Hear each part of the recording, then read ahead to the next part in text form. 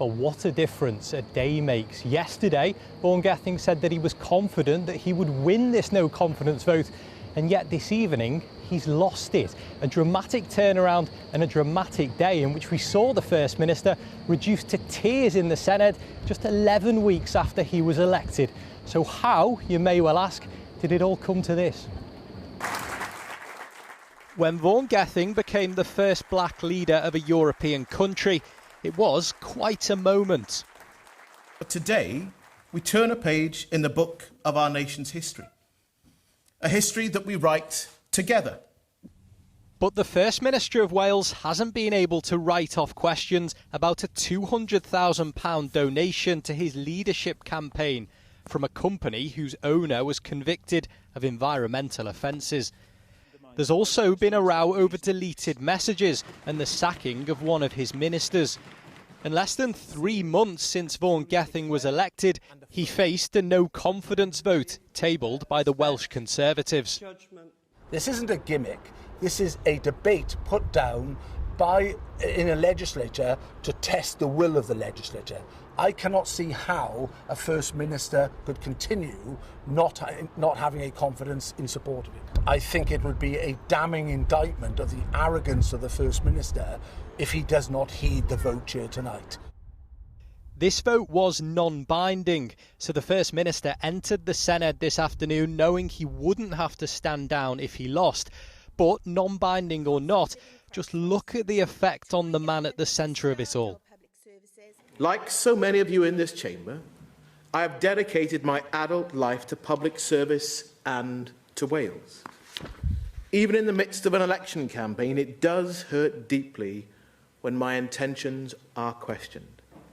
I have never, ever made a decision in more than a decade as a minister for personal or financial gain.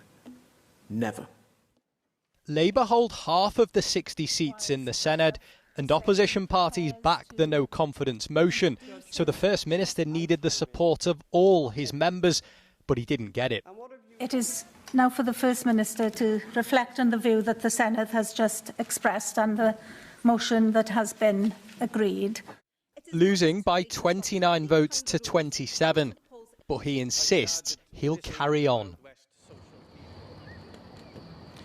Now, 2 of the 30 Labour members in the Senedd didn't vote today due to sickness, and it was their absence that caused Mr Gething to lose.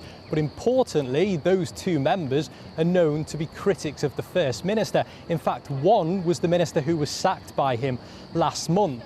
Now, generally, you can have a pairing arrangement where Conservative members may cover for those absent Labour members, but the Tories didn't agree to that this time round. You've heard already Labour describe this whole motion as a gimmick and party politics. Meanwhile, the UK government, Welsh Secretary, a Conservative of course, has said that Mr Gething's position is now untenable and that he should resign. Here's what the First Minister has had to say in the last hour.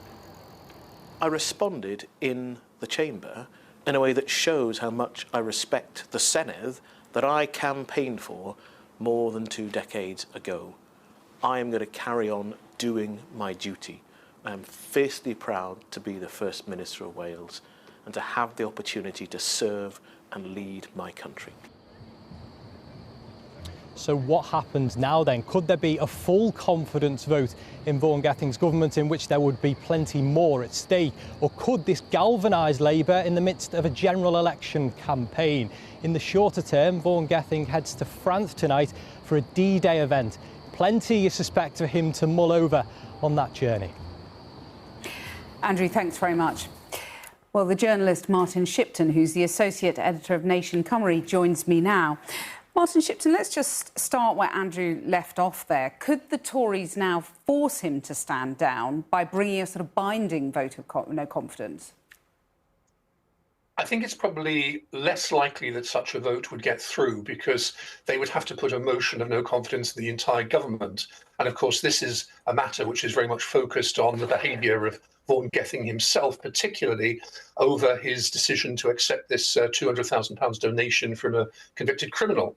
And ever since that became public knowledge, actually it was Nation Cymru that broke that story back in February, there's been a succession of stories and extra disclosures which have come out, and he's been under intense pressure. And it's quite clear from polling that there are a lot of people, the majority of people in Wales are very concerned about this and actually think that he should repay the money. He steadfastly refused to do that. Therefore, you know, and he hasn't really apologised either. He hasn't apologised at all. And it's a series of controversies, not just a gimmick, as some in the Labour Party are saying. It's not a Tory gimmick that has forced him to this position. No, absolutely not.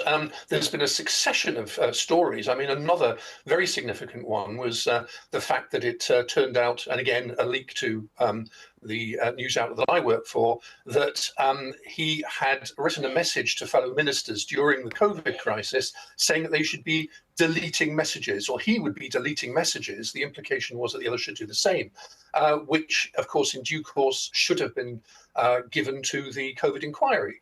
And it's things like that which have really called into question his integrity. And he actually misled the inquiry by claiming that he hadn't deleted anything, and the only stuff that had been deleted had been done by the IT department of the Senedd. Well, he's defended himself repeatedly. He's refusing to resign. Visibly upset today. He's suggested that he's been singled out for criticism, targeted because of the colour of his skin. Is there any justification to that, do you think? No, I mean, clearly there are nasty, horrible racists on social media who will, make very derogatory remarks about him, and that's absolutely despicable. But so far as the journalists are concerned who have been pursuing this story, the colour of his skin is absolutely immaterial. It's all entirely focused on real issues relating to, this acceptance of this vast amount of money from this environmental criminal. That's what it's all about. And you've said that the public are concerned about this, polls suggest. Do you think this could actually have an effect on Labour's election chances in Wales?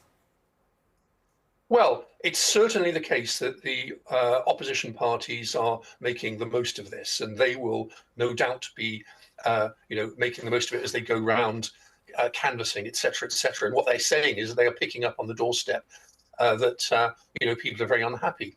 Now, the extent to which that is likely to translate into votes is, in a sense, another matter, I think, because a lot of people want to get rid of the Tory government, and they will vote accordingly. Probably the difficulty is that it's alienating more and more people from politics. The constant stream of stories that there have been, the disclosures that there have been about the money that he's accepted and the other bad things that have occurred is very alienating. And, a couple of years' time, there's going to be another Senedd election. And, if he's still around at the time, I would think that there would be an impact then on the support given to the Labour Party. Right. But in the immediate term, it may have very little impact on the election, and he continues in office. Well, I think the thing is that it's going to be quite embarrassing for Keir Starmer because, he's trying to present himself as Mr. Moral. He's going around the UK trying to contrast himself with the Conservatives, and all of their sleaze. I'm afraid that Vaughan Gething is a bit of an albatross in that respect. And so therefore, the impact might not simply be in Wales. It may be further afield in marginal seats elsewhere. And, I think it's going to have some impact, frankly. I mean, in Wales, as I say, the likelihood is that, a lot of people are just wanting to get rid of the Tories and therefore they'll vote accordingly. But they do have another option here, which is to vote for Plaid Cymru, for example. Martin Shipton, got to leave it there, but thanks very much. Back to you, Krish, in London.